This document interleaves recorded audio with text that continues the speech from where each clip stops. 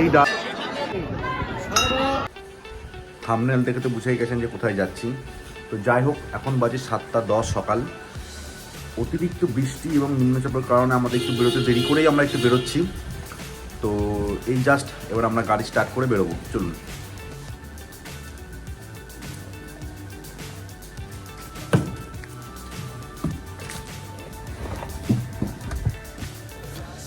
শক্তিগড়ে হালকা করে একটু ল্যাংচা খেয়ে নিলাম, কারণ শক্তিগড়ে ল্যাংচা নাকি বিখ্যাত। তো যাই হোক, খেলাম, খুব ভালো লাগেনি, তবে একটু জাস্ট মন ভরলো বলতে পারা যায়। এরপরে চলি।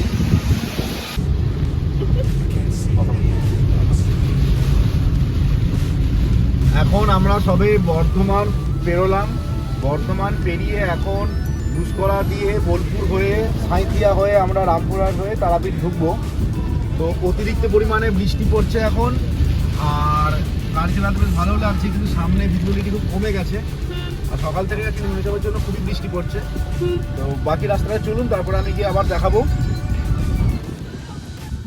আমি এখন এখানে একটু ব্রেকফাস্ট করার জন্য আবার দাঁড়ালাম। শক্তিগড়ে একটু হালকা করে খাওয়ার পরেও ঠিক মন ভরলো না বলে আবার দাঁড়ালাম। এটা হোটেল খোয়াই লেখা আছে। এটা ঘুষকরা পেরিয়ে বোলপুরের থেকে কিছুটা আগে। তো লোকেশানটা বেশ ভালো লাগলো বলে দাঁড়িয়ে পড়লাম। আর দেখছেন তো ওয়েদারও সেই লেভেলের ওয়েদার, ভালো লাগছে। বোলপুর অনেকক্ষণ আগেই আমরা পেরিয়ে গেছি। এখন তারাপীঠ দেখাচ্ছে অনলাইনে, মানে ম্যাপে মোটামুটি ওই 35 কিলোমিটার মতো। তো ভিউটা আমার খুব সুন্দর লাগলো, যার জন্য তোলা। বৃষ্টি পড়ছিল, এখন একটু কমেছে, বৃষ্টি ধরেছে একটু। তো গ্রামের মধ্যে দিয়ে যাচ্ছি, আমার তো রাস্তাটা খুব সুন্দর লেগেছে। যতদূর সম্ভব এটা আমরা সাঁইথিয়া ক্রস করছি এখন।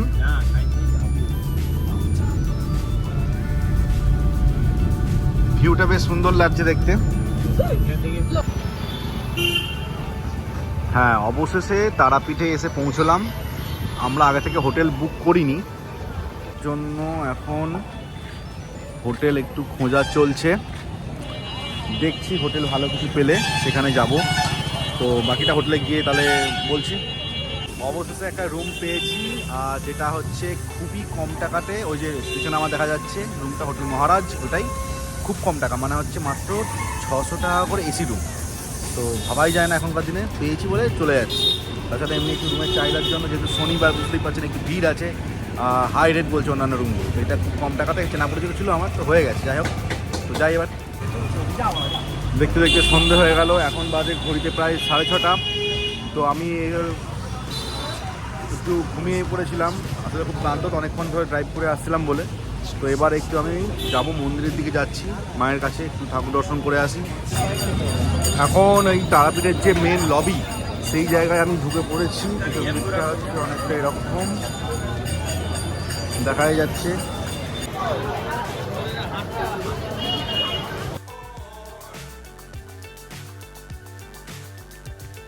এই ডালার পূজা ভান্ডার, এখান থেকে মেনলি আমরা এটা নিলাম।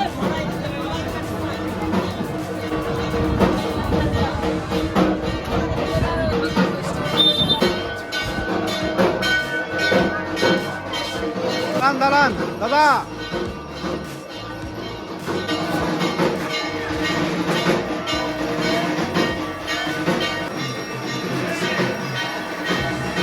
এই তো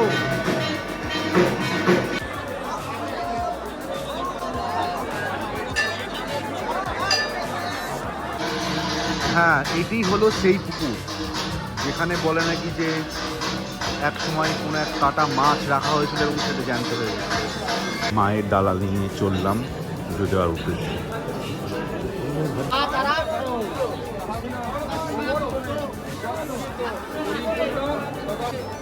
হরে দেবী নারায়ণী নমস্তে।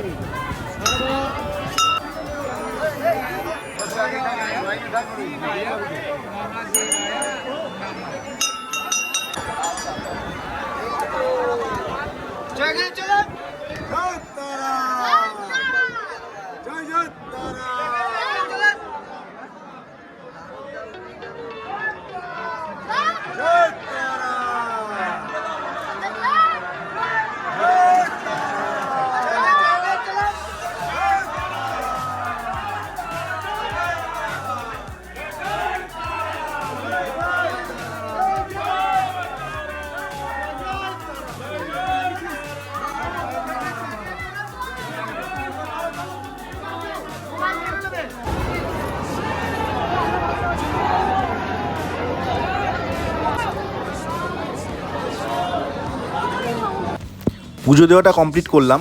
এবার আমি যাব শ্মশানের উদ্দেশ্যে, কারণ শ্মশান আমাকে দেখতেই হবে, দেখবই আমি। জানি না এই বৃষ্টিতে এখন শ্মশানে গিয়ে কী দেখতে পাবো, মানে সেটা কি আদৌ জ্বলবে কি জ্বলবে না সেই ব্যাপারটা নিয়ে আমি যথেষ্ট কনফিউজ আছি। মন্দির থেকে বেরিয়েই খুব খিদে পেয়ে গেছিলো। একটা ল্যাংচার দোকানে গিয়ে দেখলাম যে প্রায় 1 হাত সমান একটা বড় ল্যাংচা, লোভ সামলাতে পারলাম না, শুরু করে দিলাম খাওয়া। সাইজটা বুঝতে পারছেন, পুরো 1 হাত সমান। এগুলো তারাপীঠেই পাওয়া যায়, আর তারাপীঠ আসলে এই সাইজের ল্যাংচা অবশ্যই একবার ট্রাই করুন। আশা করছি ভালো লাগবে আপনাদেরও। আমারও যথেষ্ট সুন্দর লেগেছে, বেশ সবচেয়ে বড় কথা কি বেশ মজা লেগেছে খেতে আমার। সেই কারণের জন্য আপনাদের সাথেও জিনিসটিকে শেয়ার করলাম। আর খেতেও নো ডাউট ভালো। তবে এই ল্যাংচা শক্তিগড়ের ল্যাংচার মধ্যে কিন্তু আকাশ পাতাল পার্থক্য, দুটো দু ধরনের। বেশ ভালো, বেশ রসালো এবং সুন্দর খেতে, ভালো লাগবে আপনাদেরও। বলে নাকি তারাপীঠ শ্মশানে সবসময় চিতা জ্বলছে, তো আমি এখন এই তারাপীঠ শ্মশানের মধ্যেই ঢুকছি। তো আগে একটা সময় ছিল যখন আসলে সত্যি করেই ভয় লেগে যেত, কিন্তু এখন আর সেই সময়টা না, ভয় লাগার মতো কিছু নেই। তবে এদিকে সাধু সন্ন্যাসীর আগুন জ্বালিয়ে যজ্ঞ করছে, বসে আছে, সে একটা কাঠ কয়লা দিয়ে পুড়ছে, একটু পোড়া পোড়া গন্ধ। ওইদিকে যজ্ঞ হচ্ছে, ওই দেখুন পাশটা যদি দেখেন আপনার যজ্ঞ হচ্ছে পাশে কিছু একটা। আর এটা হচ্ছে তারাপীঠ মহাশ্মশান। তো এখানে জুতো খুলে আমি ভেতরে প্রবেশ করলাম। কি কথা আসিস না তো, এখানটা হচ্ছে তারা মায়ের একটা ফটো, এটা হচ্ছে চুল্লিগুলো, ইলেকট্রিক চুল্লি হয়ে গেছে এখন, কিন্তু কোনো রকম কোনো মৃতদেহ এখন এখানে নেই। ওখানে একটা যজ্ঞ হচ্ছে, তো যজ্ঞ স্থানে আমি একটু যাব ভাবছি।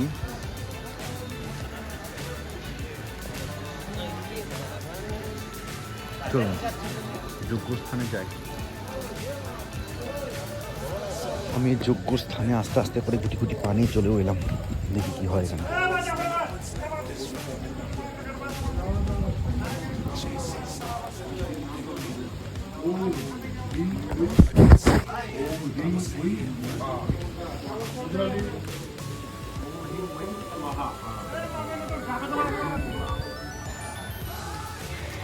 শ্মশানের মধ্যে আমি এখন ঘুরছি, এখানে একটা সাধু সন্ন্যাসীদের একটা বেশ আলোচনা সভা দেখতে পেলাম, ভালো লাগলো দেখে।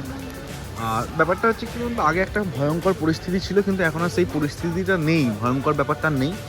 তবে এখন সবই কংক্রিট হয়ে গেছে এখন, তবে অন্ধকারাচ্ছন্ন একটা পরিবেশ রাখা হয়েছে।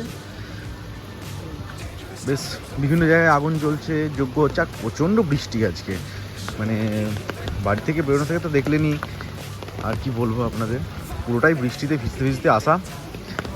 আর তবে জানি না কেন এই শ্মশানে এলে ঘোরাঘুরিতে একটা মনে একটা আলাদা শান্তি হয়, মানে জানি না, মনটা অটোমেটিকলি একটা খুব মানে অনুভূতিটাই আলাদা রকম হয়ে যায়।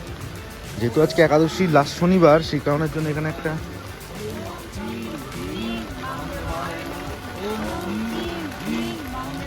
এখানে সন্ন্যাসী সাধু বাবা এখানে চলছে। আর দেখেছেন ডিজিটাল যুগ, এখানে আবার ভিডিও কলে দুজন অংশগ্রহণ করেছে, তারা ভিডিও কলে অংশগ্রহণ করেছে। এটাই দেখা বাকি ছিল, ভিডিও কলে অংশগ্রহণ হচ্ছে আজকাল। যাই হোক, চলুন আরেকটু এগিয়ে গিয়ে দেখি কি আছে। এই এলাকাটা পুরোপুরি অন্ধকার। এখানে একটা বামদেবের মূর্তি রাখা আছে এখানে। এলাকাটা আর আমার মনে হয় যাওয়াটা নিরাপদ হবে কিনা জানি না, তবুও পুরোটা অন্ধকার আসলে, আর কিছু নেই এখানে। বিভিন্ন জায়গায় যজ্ঞ হচ্ছে আজকে, সব জায়গাতেই যজ্ঞ হচ্ছে। এখানে একজন সাধু বাবা বসে আছেন, আর পুরোটাই অন্ধকার।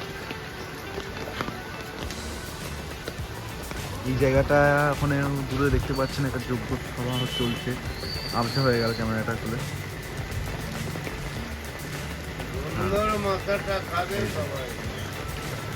আজকে সব জায়গাতেই যজ্ঞ চলছে, বিভিন্ন রকমের যজ্ঞ সব জায়গাতেই চলছে। এখানে আছে, এইদিকে চলছে, এইদিকেও আগুনে যজ্ঞ চলছে। আজকে খুব কোনো একটা পবিত্র দিন, আমি ঠিক সঠিক জানিও না, যতদূর শুনলাম যে আজকে হচ্ছে শেষ একাদশী এই সিজনের, সঠিক জানি না, শনিবার তো অবশ্যই।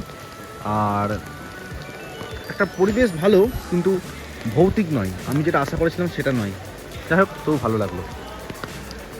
এটাই হচ্ছে সেই দ্বারকা নদী। খুব জল থাকে না, তবে এখন প্রচণ্ড বৃষ্টি এবং বর্ষার দিন তো, সেই কারণের জন্য কিন্তু নদীতে দেখুন বেশ ভালোই জল আছে। আমি এখন আছি একদম পুরো দ্বারকা নদী। এটা হচ্ছে দ্বারকা নদী।